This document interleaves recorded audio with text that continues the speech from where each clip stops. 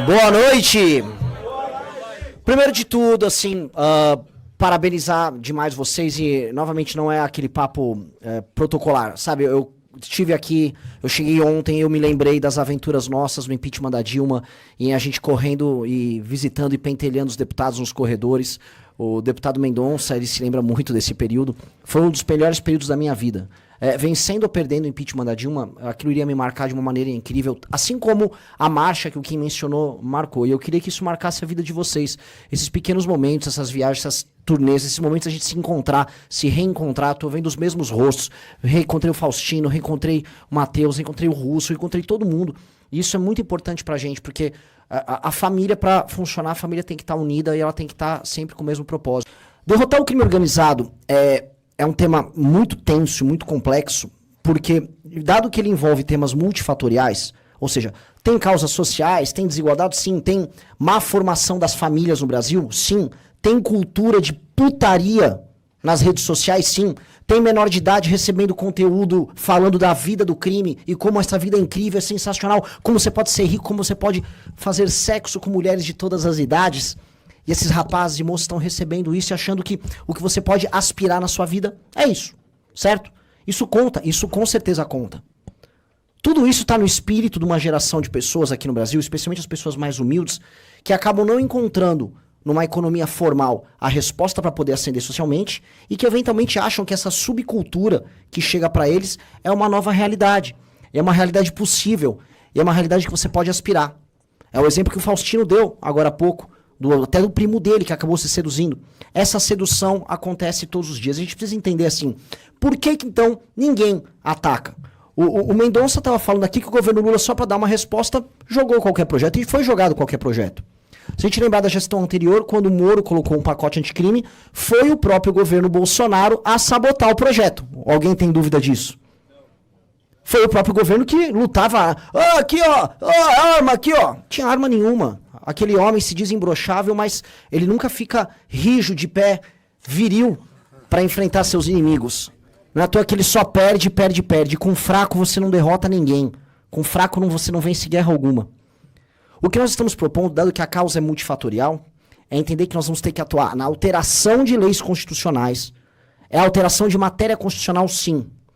E ao mesmo tempo a gente vai ter que atuar nos municípios, desfavelizando essas cidades. A gente vai ter que aumentar investimento em infraestrutura, cortando o gasto que nós temos estúpido, absurdo, dentro do funcionalismo, ou gasto dentro da máquina pública de toda a natureza. Por ser uma causa multifatorial, a guerra no longo prazo, a gente só vai vencer fazendo uma coisa, colocando as pessoas certas nas posições certas de poder. E isso é o que intimida os tomadores de decisão nos demais partidos políticos, nos demais projetos que tem, porque dado que é multifatorial e depende de uma coordenação ampla ao redor do Brasil inteiro, eles não vão fazer. Eu sempre falo, a política no Brasil é um conjunto de projetos individuais separados em partidos genéricos que não vão a lugar algum. Vocês têm alguma dúvida disso? Como não é um negócio multifatorial, e como às vezes um deputado de São Paulo quer aparecer fazendo uma arma junto com outro deputado e fala lá, vamos lá, nós vamos matar os vagabundos. E ninguém anda com nada, e ele não vai se coordenar com um deputado da região Nordeste, e esses assuntos ficam só andando, e eles são utilizados única e exclusivamente como instrumento de captação de voto. Ninguém vai pensar num projeto amplo e geral. E ninguém olha nada. E no Brasil, veja só, o tema da segurança elege como nunca. A quantidade de homens com patentes no nome que são eleitos para posições de poder nunca foi tão grande. E, ao mesmo tempo, absolutamente nada é feito. A gente tem uma sensação de que, mesmo com a queda no número de homicídios, a segurança, você pode perder seu celular num assalto a qualquer momento. Ou que alguém que você conhece já foi assaltado ou perdeu um parente. Ou que alguém que você conhece, especialmente se você for mais humilde, ascendeu dentro do crime. Em São Paulo a gente já ouve falar de doutores do PCC, contadores do PCC, gente que fez carreira burocrática e administrativa dentro de facção. Isso começou a se tornar absolutamente natural. E essa naturalização se dá porque, como a gente não tem resposta política, a gente não tem homem forte para fazer esse enfrentamento, tudo vai acontecendo normalmente, e como todos os problemas no Brasil, da ausência de saneamento básico, a nossa falência educacional, a gente empurra até ver o que vai fazer. Ninguém sabe o que vai fazer. O Brasil está indo para um colapso fiscal em 2028 e todo mundo sabe disso. As contas públicas vão estourar. Aí vão falar, vamos botar lá o Tarcísio, que ele vai dar um jeito. Ele não vai dar um jeito. Ninguém vai dar um jeito. Ninguém vai resolver sem alterar a Constituição. E o crime organizado está indo para essa mesma linha. Todo mundo sabe, todo mundo acompanha. Tem lobby do PCC e do Comando Vermelho andando nos corredores desse Congresso. ONGs ligadas a eles. Já foi denunciado, já está na imprensa. Algumas dessas ONGs já tiveram seus nomes presos. Teve gente que andou em ministério desse atual governo. ONG colocando filme na Netflix. Ou Oruan cantando e fazendo show. Isso foi naturalizado. E vamos explicar aqui, o próximo presidente da República, se não for nosso, não vai tocar esse assunto. E vocês vão ver mais ONGs assumindo mais posições e mais lobby, e tudo andando, e você tentando se espremer no meio, ganhando pouco, ferrado, tendo que esconder o celular para atravessar a rua, se preocupando qual é a próxima rua que você não vai poder cruzar. A gente tem que tomar uma decisão, e a decisão é essa decisão geracional, de enfrentar o problema de maneira multifatorial, de estudar mais do que os outros, de militar nas nossas cidades, de passar projetos nas nossas cidades, de ir para Brasília novamente, e ser chato e mais chato do que os outros.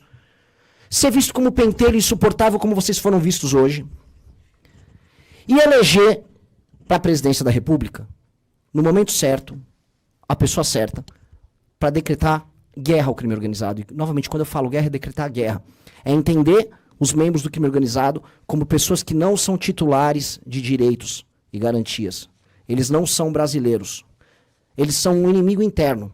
Existe, inclusive, dentro da lógica militar, a lógica do inimigo interno. O inimigo interno não é detentor de direito. Um membro do Comando Vermelho não possui direito e prerrogativa como membro do Estado brasileiro. E esse cara tem que ser destituído das posições territoriais que eles têm no Brasil.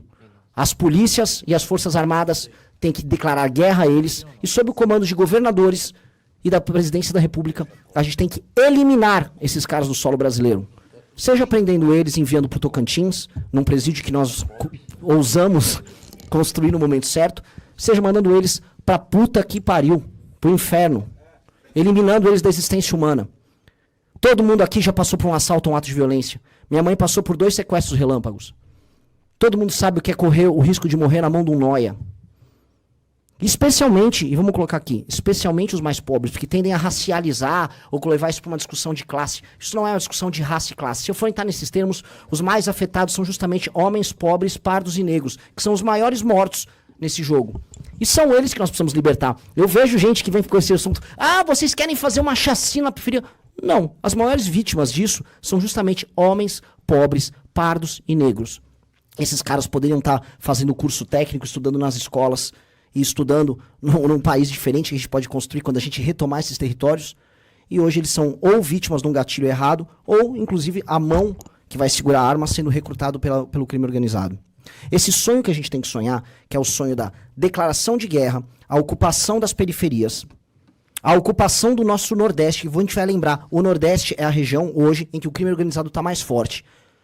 Tomar das periferias de um Recife, as periferias de Fortaleza, a situação de Fortaleza, inclusive, talvez seja mais grave, significa reencontrar o Brasil e repactuar o Brasil. O Brasil que encontra a periferia das cidades de São Paulo, do Rio de Janeiro, de Belo Horizonte, assim como retoma o Nordeste, ele encontra uma missão que para de nos dividir. A gente vive vendo nas redes sociais disputas, eu não gosto do Sul, eu não gosto do sei o quê. Chega, se a gente lutar a mesma guerra, a gente tem um só propósito. Vamos lutar por um propósito agora, declaração de guerra. E o primeiro é prender e matar as lideranças do crime. E o segundo é chegar nesses bairros que são hoje do crime, colocar a bandeira do Brasil, colocar um quartel para estabelecer autoridade e colocar uma primeira escola séria para começar a tirar esses meninos dessa ideologia maldita do crime organizado, das músicas de merda que eles ouvem. E eles vão não apenas cantar o hino, mas vão começar a se ver como brasileiros e irmãos de todos vocês, porque hoje esses caras estão largados. E com esses caras a gente construi a porra de um Brasil que não vai ser mais humilhado como a gente vem sendo pelo bosta do Donald Trump, pelo traidor do Bananinha e por esse vagabundo do Lula que tá aí tratando a gente como um joguete pra fazer fama internacional puxando o saco da China. Vão todos esses homens tomar no cu deles e vamos cumprir a nossa missão. Muito obrigado.